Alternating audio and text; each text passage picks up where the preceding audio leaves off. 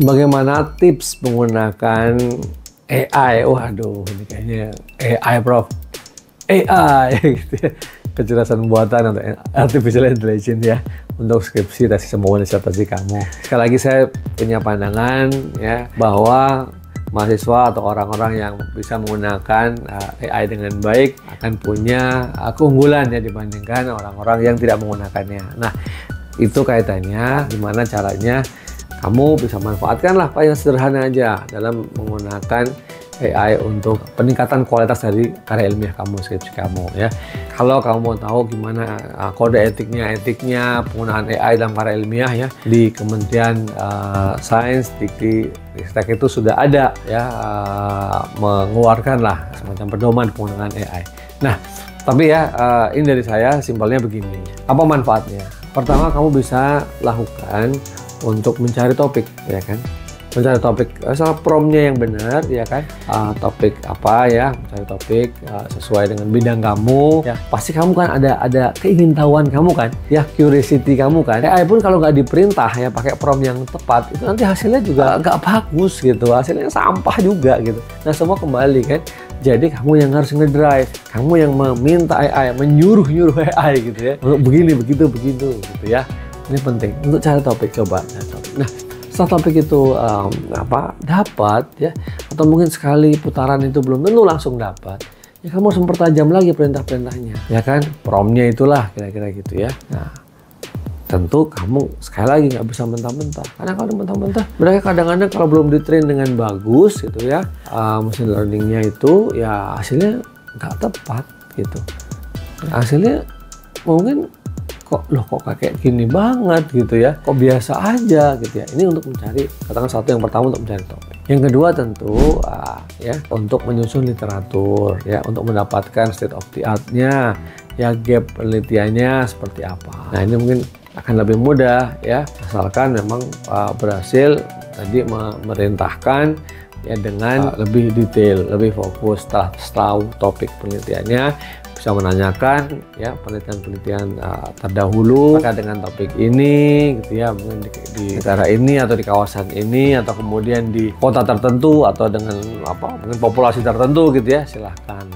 Itu akan bisa kita dapatkan literatur yang lebih runtut. Bahkan kalau kita bisa misalnya membuat batasan ya, perintahnya itu dari tahun berapa ke berapa gitu ya. Terus kemudian apakah jurnalnya itu jurnal yang bereputasi, yang mungkin yang sangat berkualitas ya, di Q1 atau Q2 gitu. Silahkan ya.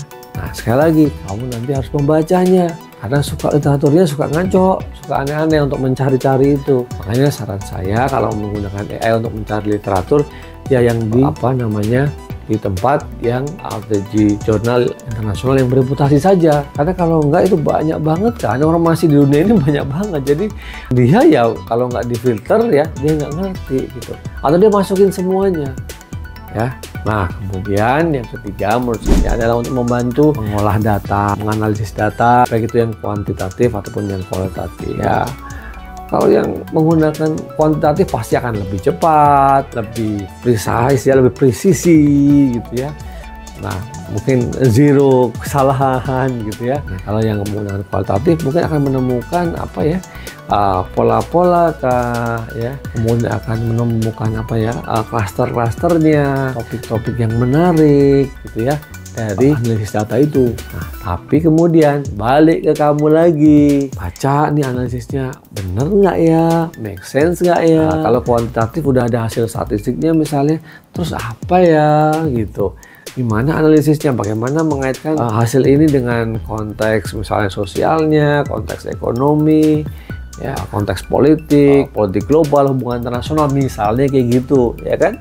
Karena itu kan hanya misalnya angka saja ya kan. Nah, terus kalau yang kualitatif, benar nggak nih analisisnya seperti ini ya, sekali lagi kamu harus cocokin lagi, ini masuk akal nggak, konteksnya masuk apa enggak ya.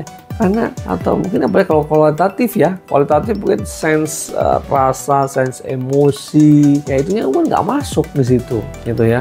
Nah, oke, kamu juga bisa cari tadi apa saja yang AI bisa bantu untuk riset kamu ya. Tapi Sekali lagi ya, dari semua tadi itu adalah intinya kamu yang pegang kendali terhadap semua apps yang terkait dengan AI, menggunakan AI itu. Dan jangan percaya 100% terhadap AI. Ini penting sekali. Dan ingat, walaupun sudah ada apps juga yang menghumanize ya, AI, yang menjadikan hasil AI itu lebih seperti tulisan orang, itu tulisan manusia, itu juga sudah banyak. Dan dosen-dosen pun juga sudah bisa mengidentifikasi itu. Ya, rasanya itu beda, ya kan?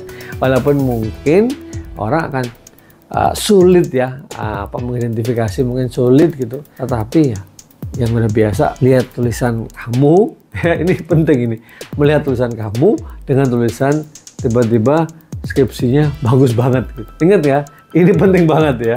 Jadi dosen akan tanya, ini kamu bikin sendiri apa enggak gitu kan? Kalau dulu ya mohon maaf, mungkin ada joki akademik orang lain, tapi ini jokinya kalau kamu pakai mentah-mentah AI, nah kamu juga sebenarnya akan dapat masalah gitu ya. Oke, tapi mari kita open mind gitu ya terkait dengan penggunaan AI ini, karena itu suatu keniscayaan, kemajuan teknologi yang harus kita manfaatkan sebaik-baiknya, ya kan?